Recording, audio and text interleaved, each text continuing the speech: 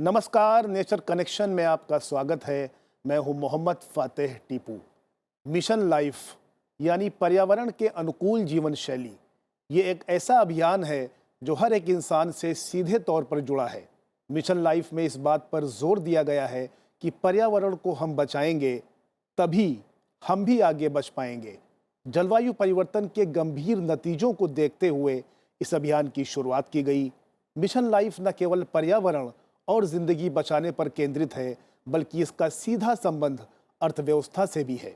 तभी ब्रिटेन की पूर्व प्रधानमंत्री लिज ट्रस ने भी मिशन लाइफ की तारीफ की और कहा, इकोनॉमी बचाने के लिए पूरी दुनिया को एक साथ आना चाहिए। पीएम मोदी ने गुजरात के केवड़िया से मिशन लाइफ की शुरुआत की। इस मौके पर उनके साथ संयुक्त राष्ट्र के महासचिव एंटोनियो गुटरेस भी मौजूद थे।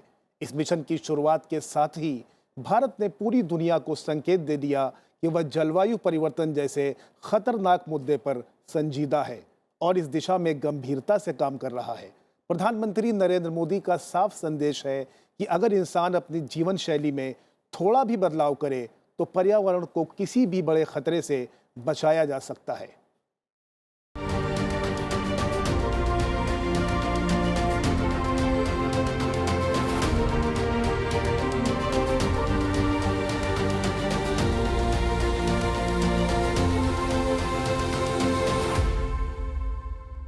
आज के इस एपिसोड में हम समझेंगे मिशन लाइफ से जुड़े फायदे के बारे में। इस विषय पर बात करने के लिए हमारे साथ दो खास मेहमान हैं। चंद्रभूषण जी, जो आई फॉरेस्ट के सीईओ हैं, और डॉक्टर अनिल कुमार जी, जो दिल्ली सरकार के पर्यावरण विभाग में पूर्व निदेशक रहे हैं। आप दोनों मेहमानों का बहुत बहुत स्वागत स्टूडियो में। चर्चा की शुरुआत के पहले देखिए ये खास रिपोर्ट।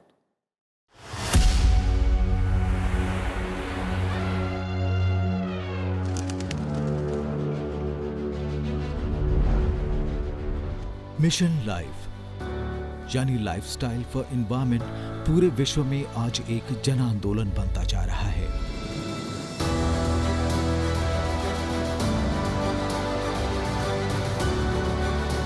प्रधानमंत्री नरेंद्र मोदी ने इस विचार को नवंबर 2021 में ग्लासगो में हुए COP26 सम्मेलन के दौरान पेश किया और अक्टूबर 2022 में गुजरात के केवड़िया में इसे लॉन्च किया।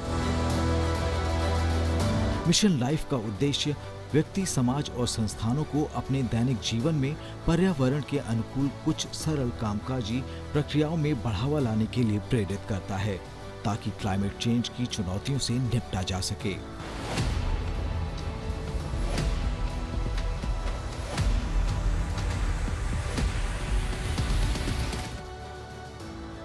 मिशन लाइफ के तहत हम अतीत से सीखते हुए भविष्य पर ध्यान केंद्रित करते हैं। लाखों साथियों ने रिड्यूस, रीयूज, रिसाइकल का मंत्र अपने रोजमर्रा के जीवन में अपनाया है। बदले स्वभाव तो विश्व में बदलाव, यही मिशन लाइफ का मूल सिद्धांत है।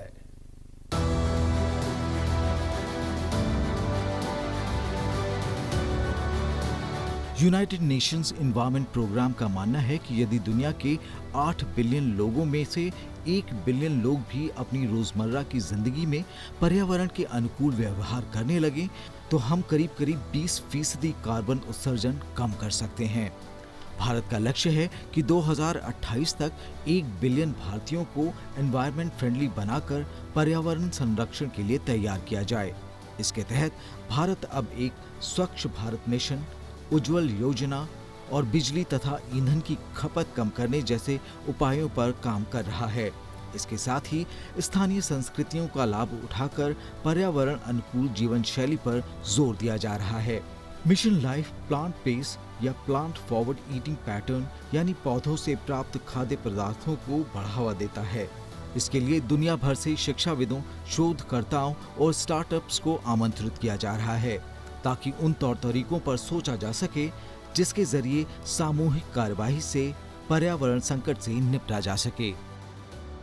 व्यक्तियों और कम्युनिटी में क्लाइमेट फ्रेंडली बिहेवियरल चेंज लाने के लिए इनोवेटिव समाधान शेयर करें, ऐसे समाधान जो मेजरेबल हो, स्केलेबल हो।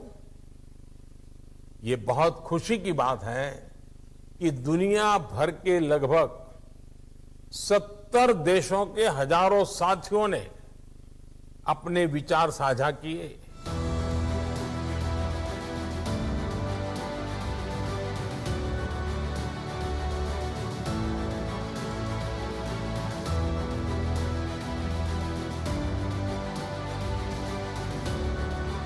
केंद्रीय पर्यावरण, वन एवं जलवायु परिवर्तन मंत्रालय ने मिशन लाइफ की 7 थीम तय की हैं, जिन पर अगले 1 साल में 1 लाख कार्यक्रम करने का लक्ष्य रखा गया है।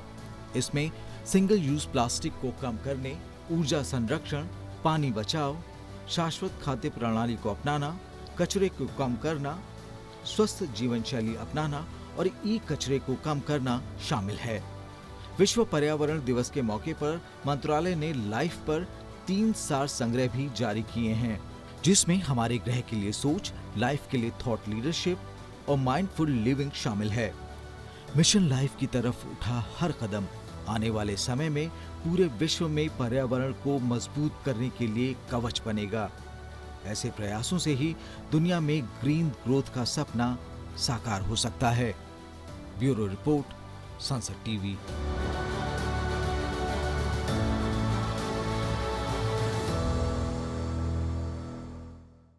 तो आपने देखा कि मिशन लाइफ किस तरीके से लोगों के लिए फ़ायदेमंद साबित होने जा रहा है।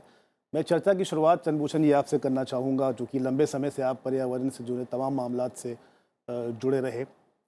पीएम मोदी ने ग्लासगो COP26 से इसकी शुरुआत की थी, इस कॉन्सेप्ट की शुरुआत की थी, दुनिया के सामने पेश किया, बाकायदा गुजरात के केवड़िया से इसको लॉन्च किया। कैसे देखते हैं इस पूरे मिशन को आप? देखिए, मिशन लाइफ एक बड़ा ही एक भारतीय पद्धति पे बना हुआ है। अगर आप इंडियन कल्चर को देखेंगे तो उसमें इंडिविजुअल रिस्पॉन्सिबिलिटी पे बहुत फोकस दिया गया है। गांधीयन प्रिंसिपल भी है कि एज एन इंडिविजुअल हमें अपने सोसाइटी के लिए, अपने समाज के लिए, अपने पर्यावरण के लिए क्या करना चाहिए, उस पे फोकस रहा है हमारा। तो एक बहुत ही इंडियन कॉन्सेप्ट है ये। देखिए, ऐसी बात नहीं है कि दुनिया में लोग लाइफस्टाइल फॉर एनवायरनमेंट या इंडिविजुअल रिस्पॉन्सिबिलिटी के बारे में बात नहीं करते थे, लेकिन जो एक देश को लेके और पूरे समाज को किस तरह से जोड़ा जाए, वो पहली बार हिंदुस्तान में हुआ है। तो इस चीज़ को देखते हुए एक बहुत ही इनोवेटिव आइडिया जो कि नेशनल लेवल पे और अब इंटरनेशनल लेवल पे चर्चा हो रही है। और अगर हम लोग थोड़ा भी, सब लोग मिलके, मैं तो बोलूँगा कि 8 बिलियन जो आज के दिन में विश्व की जो जनसंख्या है, अगर हम धीरे धीरे थोड़ा थोड़ा अगर हम इम्प्रूवमेंट करें अपने लाइफ में, तो क्लाइमेट चेंज को छोड़ दीजिए, पानी को ले लीजिए, कचरे के मुद्दे को ले लीजिए, वायु प्रदूषण के मुद्दे को ले लीजिए, जो कि हमारे लोकल पोल्यूशन इशू हैं, उसमें सबसे पहले फ़ायदा होगा। तो मेरे अंदाज से ये कि बहुत ही इनोवेटिव और बहुत ही स्केलेबल ग्रैंड आइडिया है। ये छोटा आइडिया नहीं है। हम पूरे विश्व के लोगों की बात कर रहे हैं, देश के 1.4 बिलियन लोगों की बात कर रहे हैं। तो एक तरह से एक स्केलेबल ग्रैंड आइडिया है। अब हमें इस आइडिया को अगले फेज पे लेके जाने की ज़रूरत है, लोगों के लाइफस्टाइल को चेंज करने की ज़रूरत है। तो सर, आपने सुना कि चंद्रभूषण साहब ने जिस तरीके से बताया कि मिशन लाइफ पूरी तरह से गांधीयन थॉट पर आधारित है, चूँकि आप भी दिल्ली सरकार में दशकों से पर्यावरण से जुड़े मुद्दों पर अपनी राय रखते रहे हैं। कैसे देखते हैं मिशन लाइफ को आप? देखिए, मिशन लाइफ हमारे दैनिक जीवन से, जैसा चंद्रभूषण जी ने भी कहा, कि दैनिक जीवन से जुड़ा रहा है।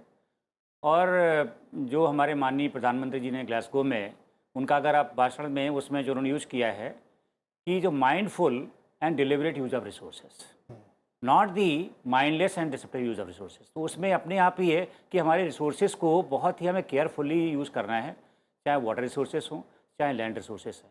और हमें, हमारे पूर्वजों ने भी हमें सिखाया कि हम शुरुआत से कि जो है कंजर्वेशन बेस्ड सोसाइटी रहे, कि हर चीज़ को हमें कंजर्व करके चलना है और नॉट दी कंजम्पशन बेस्ड। तो आज का कल्चर हो गया है। तो ये हमें थोड़ा सा ध्यान रही। लाइफ में मिशन जो है, ये हमारे दैनिक जीवन का एक पार्ट ही है। उसका नाम ही लाइफ स्टाइल फॉर एनवायरनमेंट, इसीलिए कि हमारी लाइफ स्टाइल से जुड़ा हुआ है। चंद्रभूषण जी, जिस तरीके से पीएम साहब ने इस मसले को उठाया और वो चाहते हैं कि ये एक पीपल्स मूवमेंट बने।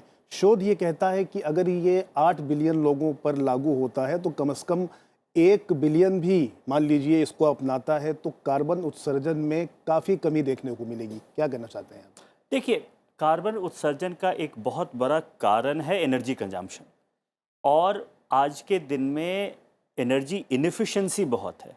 हमारे पास तकनीक है कि हम एनर्जी इफ़िशिएंट अप्लायंस को यूटिलाइज़ करें, एनर्जी इफ़िशिएंट घर में रहें।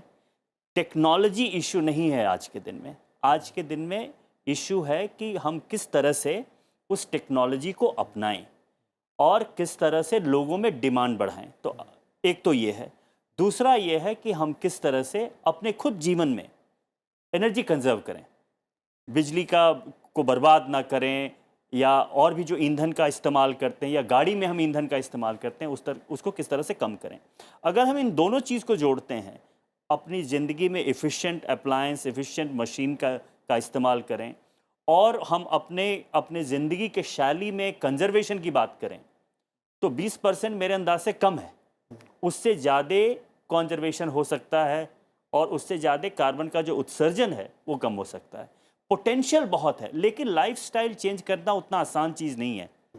देखिए, टेक्नोलॉजी चेंज करना आसान है, लेकिन लोगों की ज़िंदगी में जो अब हमारी जो लाइफस्टाइल है, जो एक बार बन जाती है, वो एक सोशल इंजीनियरिंग है। उसको चेंज करना वो आसान चीज़ नहीं है, उस पर बहुत मेहनत करने की ज़रूरत है। डॉक्टर अनिल अहम बात उठा रहे हैं कि लाइफ स्टाइल चेंज करना आसान नहीं है, टेक्नोलॉजी चेंज करना आसान है। हालांकि लाइफ मिशन में 7 थीम तय की गई है, जिसके तहत 1 लाख से ज़्यादा कार्यक्रम पूरे देश में आयोजित किए जाएंगे। कहीं ना कहीं लाइफ स्टाइल चेंज करने की दिशा में एक कदम मुझे लगता है जी, कि बिल्कुल सही कहा चंद्रभूषण जी ने बहुत, कि कोई भी एक चीज़ अगर हमको लाइफ में एक सुविधाएं मिल जाती हैं तो उससे बियॉन्ड जाना, उससे बैक जाना बड़ा मुश्किल होता है, और हम उसके यूज हो जाते हैं, और जब तक कोई सुटेबल अल्टरनेट ना हो। फॉर एग्जांपल आप ले लें सिंगल यूज प्लास्टिक का, हम गवर्नमेंट ने बैन किया और बहुत से आइटम बैन किए, और होने बिकॉज इससे हमारा जो है पर्यावरण को बहुत नुकसान हो रहा था। लेकिन प्रैक्टिकली अभी बहुत से लोग अभी उसको जो है यूज स्टिल कर रहे हैं, क्योंकि लोगों के सुटेबल उसके इक्विवेलेंट अल्टरनेट नहीं मिल पा रहे हैं। फॉर एग्जांपल आप प्लास्टिक, आप जो कप्स ले लें या प्लास्टिक की जो प्लेट्स ले लें, और इस तरह के जो कटलरी जो है यूज होती हैं, स्टिल अभी यूज हो रही हैं, या प्लास्टिक बैग का ही दो थिकनेस वगैरह बढ़ा दी है, लेकिन लोग अभी थैला नहीं ले जा पा रहे, बिकॉज उनको लगता है कि हमारे पास इक्विवेलेंट अल्टरनेटिव अवेलेबल नहीं है, चाहे वो फूड को लेकर पैक करा के लाने का हो।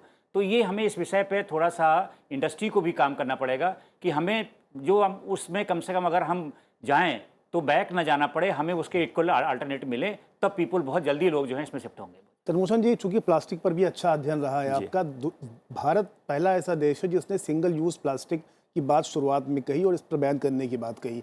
इसी वजह से इस बार की जो विश्व पर्यावरण दिवस की थीम थी वो प्लास्टिक पर ही आधारित थी। तो आपको लगता है कि किस तरीके से प्लास्टिक को लेकर जो उपयोग किया जा रहा है, इस दिशा में कैसे जो है इसका एक वैकल्पिक इस्तेमाल किया जा सके?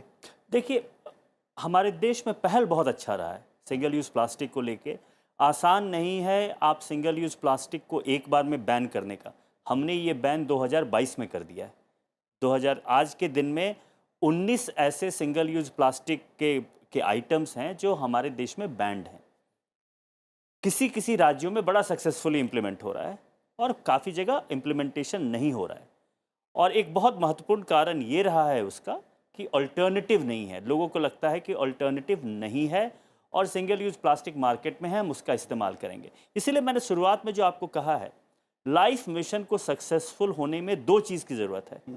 पहला, अल्टरनेटिव दीजिए, टेक्नोलॉजी और मार्केट को चेंज करना ज़रूरी है। फिर लोगों के अपने जो जीवन शैली है उसको चेंज करने की ज़रूरत है। सिर्फ जीवन शैली बिना तकनीक और बिना अल्टरनेटिव के चेंज नहीं होगा। हम कुछ ही चीज़ कर सकते हैं आज के दिन में। हम जैसे कि बिजली का स्विच ऑफ कर सकते हैं, पानी जब शेव या ब्रश कर रहे हैं तो पानी का इस्तेमाल हम कम कर सकते हैं, नहाने में पानी का इस्तेमाल कम कर सकते हैं। लेकिन उसके साथ अगर हम नई तकनीक को लेके आ जाएं तो जो लाइफ का जो ऑब्जेक्टिव है कि हम क्लाइमेट चेंज को सॉल्व करें, हम लोकल पोल्यूशन इश्यूज को सॉल्व करें, वो फुलफिल होगा। तब दोनों चीज़ों की जरूरत है। जी बिल्कुल ठीक बात कही आपने। जैसे मिसाल के तौर पर हम ट्रैफिक सिग्नल पर अपनी गाड़ियों को बंद करके भी तेल की बचत हम कर सकते हैं, ये भी कहीं ना कहीं पर्यावरण संरक्षण की दिशा में एक कदम माना जाएगा। तो लोगों की आदतों में बदलाव की बात जो लगातार सामने आ रही है, उसको कैसे उनकी आदत पर्यावरण के प्रति जो है उनको जागरूक किया जाए? हाँ फतेह, मैं इसमें ये कहना चाहूँगा कि जैसा कि चंद्रभूषण जी ने कहा, एक वर्ड होता है इंडिविजुअल रिस्पॉन्सिबिलिटी। तो मैं बहुत अपने जो लेक्चर्स में बोलता था कि हम लोग आज बात करते हैं CSR की बात करते हैं, कॉर्पोरेट सोशल रिस्पॉन्सिबिलिटी, कि कॉर्पोरेट की रिस्पॉन्सिबिलिटी है कि हम कुछ सोशल वर्क करें। मैंने एक वर्ड मैं अक्सर यूज़ करता हूँ, IER, इंडिविजुअल एनवायरमेंट रिस्पॉन्सिबिलिटी। हमें साथ साथ ये फीलिंग जब तक नहीं आएगी कि इन्वायरमेंट हमारा है और हमारे साथ हमारी नेक्स्ट जनरेशन का है, जब तक हमारे अंदर से ये फीलिंग नहीं आएगी, तब तक हम जो है ऐसी लोगों के माइंड में होता है क्या फ़र्क पड़ता है, अगर हम नहीं करेंगे तो क्या फ़र्क पड़ता है। भाई अगर आप खुद करें और आप चेन एक बनाएं, आगे लोगों को करेंगे तो फ़र्क पड़ता है, ऐसा नहीं है। तो एक कंप्लीट एक मास मूवमेंट जो जैसा कि लाइफ का मिशन है कि मास मूवमेंट है, 1 बिलियन लोगों तक पहुंचना है। उसमें आपके पंचायत है, म्यूनिसिपैलिटीज़ भी हैं, ये भी सब पहुंचेंगे। 2022 से 2028 का टारगेट है। तो ये हमें जो है 22 से जो अगर शुरू हुआ है तो 28 तक मुझे पूरा भरोसा है कि जिस तरह से लोग जुड़ रहे हैं, जैसे हमारे दिल्ली गवर्नमेंट में हम लोगों ने इको क्लब को एक मास मूवमेंट बनाया था, सारे स्कूलों को, RW को जोड़ा था, तो देश भर में लोग जुड़ेंगे और इस अपनी IER, इंडिविजुअल एनवायरमेंट रिस्पॉन्सिबिलिटी समझेंगे तो डेफिनेटली है कि मिशन लाइफ बहुत सक्सेसफुल होगा। चंद्रभूषण साहब, एक नई शब्दावली डॉक्टर अनिल ने दिया, IER, इंडिविजुअल एनवायरमेंट रिस्पॉन्सिबिलिटी, कैसे देखते हैं इस टर्म को आप? नहीं, वो इंडिविजुअल लाइफ का जो कोर है, जो फंडामेंटल प्रिंसिपल है लाइफस्टाइल फॉर एनवायरनमेंट, वो इंडिविजुअल एनवायरनमेंट रिस्पॉन्सिबिलिटी में तो मैं तो इसको मतलब वो कोर है, उसको फुली सपोर्ट करने की ज़रूरत है कि इंडिविजुअल रिस्पॉन्सिबिलिटी लेना ज़रूरी है। लेकिन मैं आपको एक उदाहरण देना चाहता हूँ। आज के दिन में एक नया टर्म है फास्ट फैशन। आप देखते होंगे कि आजकल के जो जवान लोग हैं, अब कपड़ा वो ऑनलाइन खरीदते हैं और आजकल एक टी-शर्ट नहीं खरीदते हैं, 10 टी-शर्ट खरीदते हैं या जीन्स खरीदते हैं वो, और ये कपड़े ऐसे हैं जो कि आप 4-5 बार इस्तेमाल करके आप फेंक देंगे। आजकल की वो जीवन की शैली हो गई है। मैं अपने बचपन में या जैसे मैं बड़ा हो रहा था तो कपड़ा साल में 2 या 3 बार खरीदा जाता था। दिवाली, होली और कभी जन्मदिन में आपने कपड़ा खरीद लिया, साल में 2-3 बार। फास्ट फैशन, तो एक तरफ हम जहाँ पे लाइफस्टाइल की बात कर रहे हैं, जो कि individual environment responsibility, individual social responsibility बहुत इंपॉर्टेंट है। दूसरी तरफ हमें मार्केट रिस्पॉन्सिबिलिटी को भी फोकस करने की ज़रूरत है, क्योंकि मार्केट आज के दिन में हमारे पॉपुलेशन में, यंगर जनरेशन में वो लालच पैदा कर रहा है जी, और जिसके कारण कि बच्चे एक दूसरे से compete करते हैं। एक तरह से आप देखिएगा आज के दिन में सबकी लालसा होती है कि मैं किस तरह से अच्छा दिखूं, पीयर प्रेशर ना हो। हाँ, पीयर प्रेशर होता है बच्चों के ऊपर। तो एक तरफ इंडिविजुअल रिस्पॉन्सिबिलिटी है और लाइफ में ऐसा नहीं है कि मार्केट रिस्पॉन्सिबिलिटी की बात नहीं है, मार्केट रिस्पॉन्सिबिलिटी की भी बात लाइफ मिशन के अंदर है। तो दोनों को लाने की ज़रूरत है अगर हमें कंप्लीट रिजल्ट चाहते हैं तो। अदरवाइज अगर सिर्फ हम इंडिविजुअल की बात करें या सिर्फ कॉर्पोरेट की बात करें तो सब ऑप्टिमल रिजल्ट आएगा। तो कॉर्पोरेट और इंडिविजुअल में सामंजस्य बनाने की ज़रूरत है। बिल्कुल बिल्कुल। एक सवाल उठता है कि जैसे छोटे छोटे कामों के लिए हम गाड़ियों का इस्तेमाल करते हैं, जी, माना जाता है कि अगर हम उसको 1 किलोमीटर 2 किलोमीटर हम पैदल चल करके उन सामान को लाते हैं तो कहीं ना कहीं हम हेल्दी भी रहेंगे और पर्यावरण के प्रति अपनी जिम्मेदारी का भी निर्वहन कर रहे होंगे। जी बिल्कुल। मैं इस पे खुद ही प्रैक्टिकली अपने पे इम्प्लीमेंट कर रहा हूँ। मेरा ये है कि नो जो है motorise vehicle within 1 kilometre. मैंने इसको रखा हुआ है कि मैं घर में कभी भी कहीं भी जाना होता है 1 किलोमीटर के अंदर में, तो कोई भी हम मोटराइज व्हीकल यूज़ नहीं करते हैं। मैं मोस्टली जो है वॉक करता हूँ 1 किलोमीटर के अंदर, बिकॉज 1 किलोमीटर के अंदर दिल्ली के बाद जो है आपको देन अगर आपको यूज़ करना पड़े तो 3 किलोमीटर तक आप ई रिक्शा जो है उधर बैटरी ऑपरेटेड रिक्शा यूज़ कर सकते हैं। उसके बाद अगर आपको फिर भी मोटर के आप व्हीकल की ज़रूरत पड़े तो इलेक्ट्रिक व्हीकल पे हमें जाने की ज़रूरत है। तो अगर हम ये 3 मोड में काम करेंगे, within 1 kilometre no motorised vehicle, within up to 1 kilometre to up to 3 kilometre तो आप इलेक्ट्रिक जो है ई रिक्शा ले सकते हैं। बियॉन्ड 3 किलोमीटर अगर जाना है तो आप definitely switch to our electric vehicle पे। तो ये हमें जब तक नहीं करेंगे तो हमारा जो एनर्जी गजलर्स हैं, ये पर्टिकुलरली जो फ्यूल गजलर्स हैं, जो व्हीकल्स हैं, इस पर हमें शिफ्ट होने की ज़रूरत है। बिल्कुल ठीक बात है। और सरकार आप जानते हैं कि लगातार इलेक्ट्रिक व्हीकल को भी बढ़ावा दे रही है, चाहे वो हाइड्रोजन व्हीकल हो या इलेक्ट्रिक व्हीकल हो। चंद्रभूषण साहब, मिशन लाइफ का एक पहलू ये भी है कि वो घटते भूजल स्तर और पानी की कमी को भी उसने रेखांकित किया है। कहते हैं कि अगली अगर लड़ाई होगी तो वो पानी को लेकर के होगी। कैसे आप इस पूरे मसले को देखते हैं, और जल संरक्षण की अगर मैं बात करूं तो क्या कहना चाहते हैं आप? देखिए, अगर एक क्लाइमेट चेंज है, जलवायु परिवर्तन आज के दिन में बहुत बड़ा चैलेंज की बात की जा रही है, मेरे अंदाज से उससे ज़्यादा क्रिटिकल इशू भारत के लिए पानी है। हमारे पास पानी नहीं है। इनफैक्ट अगर आप पर कैपिटा वाटर अवेलेबिलिटी देखें तो आज के दिन में भारत में per capita water availability 1000 metre cube per year से कम है, जो कि एक बहुत क्रिटिकल माना जाता है। और हमारे देश में विडंबना ये है कि नॉर्थ ईस्ट और ईस्टर्न साइड में बहुत पानी है, और फिर अगर आप सेंट्रल इंडिया और वेस्टर्न साइड को देखें तो बहुत कम पानी है। इंडो गैंजेटिक बेल्ट, जो कि आप यूपी, बिहार, वेस्ट बंगाल देखें, वहाँ पॉपुलेशन बहुत अधिक है और पानी कम होते जा रही है। तो ये तो मैं सरफेस वाटर की बात कर रहा हूँ, और ग्राउंड वाटर और भी बहुत कम है। पानी में मेरे अंदाज से इंडिविजुअल इन्वायरमेंट रिस्पॉन्सिबिलिटी जो है, उसमें मुझे कॉरपोरेट की ज़रूरत नहीं है। फार्मर से लेके, इंडस्ट्री से लेके, हाउस होल्ड तक लेके, पानी को हम किस तरह से कंजर्व करें, इफ़िशिएंटली यूटिलाइज करें, वो बहुत बड़ा रोल प्ले करेगा।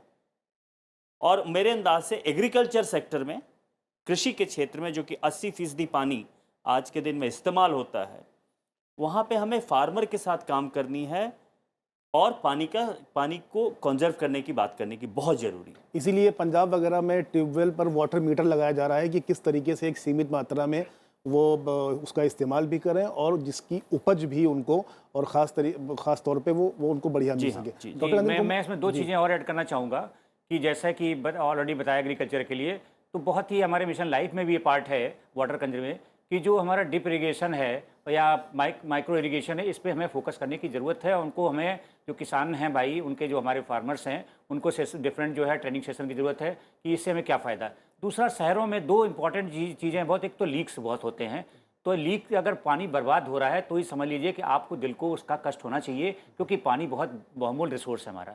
दूसरा, जैसे ओवरहेड टैंक्स है, पानी बहता रहता है, तो अगर सिंपल 200-300 रुपये का एक अलार्म लगा लें तो उसमें हम पानी की बहुत बचत कर सकते हैं। बिकॉज हम अगर पानी आपके ब्रश करने में उसमें बचाएंगे, उससे 100 टाइम्स हम बर्बाद कर देते हैं, जो कि ओवरहेड टैंक्स में अलार्म ना लगा करके। अलार्म लगा होगा तो जैसे ही अलार्म बजता है तो आप पानी आप बंद कर सकते हैं, सचेत कर देगा, सचेत कर देंगे। और लीक्स, जो बहुत पानी का लीक होता रहता है, वो भी हम उसको, हमें ये म्यूनिसिपल जो बॉडीज़ हैं और जो वाटर सप्लाई बॉडीज है, उनके साथ साथ हमारी इंडिविजुअल रिस्पॉन्सिबिलिटी, कहीं लीक हो तो हमें भी उसको ठीक करना है। विदिन अपने घर के अंदर है तो वो करना है, और बाहर हो रहा है तो उनको इन्फॉर्म करना कि हाँ लीकेज हो रहा है। और दूसरी बात है कि पानी पे हमें अब लोगों से पैसा चार्ज करने की ज़रूरत है। पानी लोगों को लगता है फ्री है, और जो चीज़ फ्री है उसका मिसयूज़ नहीं होना चाहिए। चंद्रभूषण साहब, चूंकि कार्यक्रम का समय जल्दी से भाग रहा है, जल्दी से 2 सवालों पे हम आएंगे। मिशन लाइफ का एक पहलू ये भी है कि हम अन्न बचाने की पहल भी इसमें शामिल है, तो कैसे देखते हैं उसको आप? देखिए, फूड वेस्ट जो है, हिंदुस्तान की में जो स्टडी हुआ है वो दिखाता है कि हम 30 से 35% फूड का जो वेस्टेज है वो हम करते हैं, 1/3, जो एक तरह से हम अभी के विकासशील देश हैं। हमारे देश में एक तरह से देखें तो पॉवर्टी बहुत है, तो फूड वेस्ट जो है उस पर अगर हम काम करें तो वो इन्वायरमेंट के लिए भी अच्छा है, क्योंकि फूड वेस्ट जो है वो मीथेन एमिशन देता है, जो कि बहुत बड़ा ग्रीन हाउस गैस है। और दूसरा है कि फार्मर का इनकम लॉस है, फ्रेश फ्रूट एंड वेजिटेबल में बहुत लॉस होता है। तो हर एक आर्थिक नज़रिए से, पर्यावरण के नज़रिए से, ह्यूमन हेल्थ के नज़रिए से फूड वेस्ट का जो है अगर हम रोकें तो उससे बहुत फ़ायदा है। जी डॉक्टर दिल फूड, साहब, मैं इसी में कह, फूड वेस्ट बेसिकली एक तरह से आप क्राइम कर रहे हैं। वो फूड आप जो वेस्ट कर रहे हैं, वो उससे जो है कुछ लोग अपना पेट भर सकते हैं। और हमारे तो बड़ी कहावत कही जाती है कि इतना ही लो थाली में, जब वेस्ट न जाए नाली में। तो अगर हम ये अपनाते हैं कि हमें जितनी ज़रूरत है खाने की उतनी हम लें, उसको वेस्ट तो बिल्कुल नहीं होना चाहिए। चाहे हम पार्टियों में जाते हैं, लोग ले लेते हैं, पता लगा वहाँ बाहर देखो कितना फूड वेस्ट होता है। तो इस तरह से, तो जब तक हम ये नहीं करेंगे कि हमें ये सोचें कि ये हमारा इंपॉर्टेंट है और हम वेस्ट कर रहे हैं, एक तो पोल्यूशन, उसका BOD लेवल्स बढ़ा रहे हैं। अगर हम फूड वेस्ट जा रहा है तो जो हमारा पोल्यूशन लेवल वाटर का वो बढ़ा रहे हैं, और एक कई लोगों को जो फूड मिल सकता था उसको हम रोकें। तो ये बहुत ही इंपॉर्टेंट है चाहे हमारा जो है घरों का घर से हो, किचन से हो, और चाहे पार्टियों में हो, हमें फूड वेस्ट तो बिल्कुल नहीं करना चाहिए। आखिरी सवाल आपसे कि संस्थाओं के स्तर पर, समाज के स्तर पर, व्यक्तिगत स्तर पर मिशन लाइफ कामयाबी की तरफ जा रहा है, इसीलिए इसको स्कूली पाठ्यक्रम पर भी शामिल करने की कवायद चल रही है। सरकार बहुत तेजी से इस पर काम कर रही है, क्या करना चाहते हैं? नहीं, बहुत ज़रूरी है। अगर हम अपने आने वाले जनरेशन को शुरुआत से ही बताएं कि इन्वायरमेंट रिस्पॉन्सिबिलिटी से पूरे समाज का क्या फ़ायदा है, उनका क्या फ़ायदा है, तो एक तरह से देखिएगा कि रेडीमेड न्यू जनरेशन हमारे साथ रहेंगे। आज के दिन में आप उनको चेंज करना चाह रहे हैं जो गलत रास्ते पे जा चुके हैं पर्यावरण के तौर से। जी, तो एजुकेशन इंस्टीट्यूशन में अगर मिशन लाइफ के बारे में ज़्यादा पढ़ाया जाए, बच्चों को समझाया जाए कि इनसे उनकी ज़िंदगी पे क्या फ़ायदा है, बहुत फ़ायदे की चीज़ है ये। बहुत बहुत शुक्रिया आप दोनों मेहमानों का। आप दोनों मेहमान हमारे स्टूडियो में आए, अपने अनुभव साझा किए, बहुत बहुत शुक्रिया आपका। Thank you. तो देखा आपने कि मिशन लाइफ का सबसे बड़ा संदेश यही है कि हम अतीत से सीखें और उसे भविष्य की समृद्धि के लिए वर्तमान में लागू करें। फिलहाल आज के इस कार्यक्रम में इतना ही। अगले एपिसोड में हम हाजिर होंगे पर्यावरण से जुड़े किसी और दूसरे मुद्दे के साथ। तब तक के लिए मुझे दीजिए मेरी पूरी टीम के साथ इजाज़त। देखते रहिए सनसेट टीवी।